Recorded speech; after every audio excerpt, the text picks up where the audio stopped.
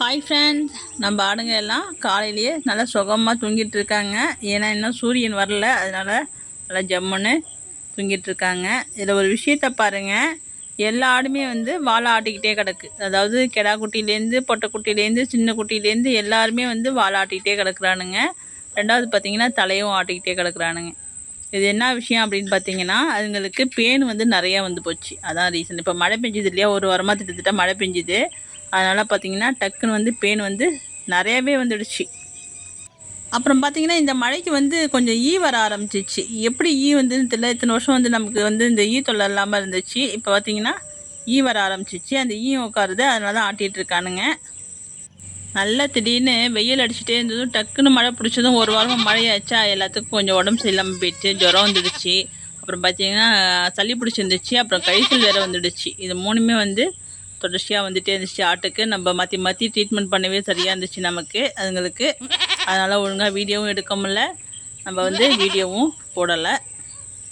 இன்றைக்கி என்ன பண்ண போகிறோம் அப்படின்னு பார்த்திங்கன்னா, பேன் மருந்து தான் போட போகிறோம். எல்லாத்துக்கும் பேன் மருந்து வச்சு விட போகிறோம். காலையிலேயே வச்சுடணும் பேன் மருந்து. வெயில் நேரத்துக்குலாம் நம்மளால் கண்டிப்பாக முடியாது. அதுங்களுக்கு ஒத்துக்கிட்டாலும் ஒத்துக்கும், நமக்கு ஒத்துக்கவே ஒத்துக்காது.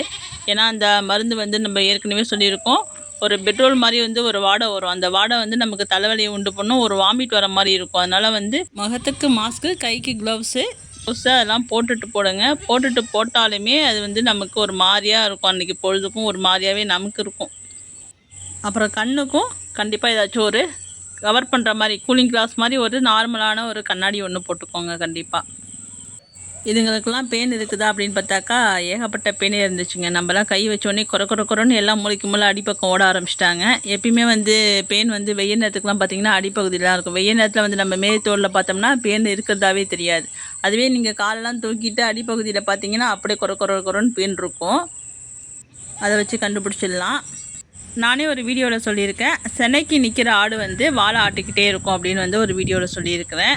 இப்போ பார்த்தீங்கன்னா சென்னைக்கு நிற்கிற ஆடும் வாலாட்டும், நல்லா குட்டி போடுற ஆடும் வாலாட்டும், கெடா குட்டியும் வாலாட்டும், எல்லாமே வாலாட்டிக்கிட்டே இருக்கும். அதுக்கு ரீசன் பார்த்தீங்கன்னா 3 விஷயம் இருக்குது. ஒன்று வந்து பேன் இருக்கணும், ரெண்டாவது கீரிப்பூச்சி இருக்கணும், அடுத்தது பொட்டைக்குட்டியாக இருந்தால் அது சென்னைக்கு நிற்கிது அப்படின்னு அர்த்தம். இது 3 விஷயமும் வாழை ஆட்டுறதுக்கு பொருந்தும். கெடா குட்டியும் சேர்ந்து வாலாட்டுது அப்படின்னு பார்த்தீங்கன்னா அதுக்கு வந்து கீரிப்பூச்சி இருக்கணும், இல்லை பேன் இருக்கணும். ரெண்டும் இருந்தால் மட்டும்தான் எல்லா ஆடுமே வந்து வாலாட்டுக்கிட்டே நிற்கும். இப்போ நம்ம எல்லாத்துக்குமே வச்சு விட்டாச்சு. காலையிலேயே வச்சுட்டு எல்லாம் ஒரு அரை மணி நேரம் கழிச்சு தான் மேய்ச்சலுக்கு போகிறாங்க. இந்த மருந்து வந்து சொட்டாக தான் வைக்கணும். வச்சோம்னா உண்ணியும் செத்து போயிடும், பேனும் செத்துடும். ரெண்டுமே வந்து ஒரே மருந்து தான் ரெண்டுத்துக்குமே. இதோ பாருங்கள், இந்த வெள்ளைக்குட்டி போகிறான் இல்லையா, இவெல்லாம் வந்து ரொம்ப தண்ணியாக கழிய ஆரம்பிச்சிட்டான். இன்னும் நிறைய ஆடு வந்து கழிஞ்சிட்டு இருந்துச்சு. அதுங்களுக்கெல்லாம் மாத்திரையை போட்டு விட்டு, அப்புறம் சளி பிடிச்ச ஆட்டுக்கு எல்லாத்துக்குமே சளி பிடிச்சிருந்துச்சு. சளி பிடிச்ச ஆட்டுக்கெல்லாம் வந்து நேற்று சாயந்தரமாக வந்து டானிக் போட்டு விட்டோம். சளி மருந்து மட்டும் வந்து மேய்ச்சிட்டு வந்து தான் போடணும். வெறும் வயிற்றில் காலையிலேயே போட்டோம்னா அதுங்களுக்கு ஒத்துக்க மாட்டேங்குது. அதனால் மேய்ச்சிட்டு வந்து சாயந்தரம் நேரத்தில் தான் சளி மருந்து போடணும். பேன் மருந்து காலையிலேயே வச்சு விட்ருங்க.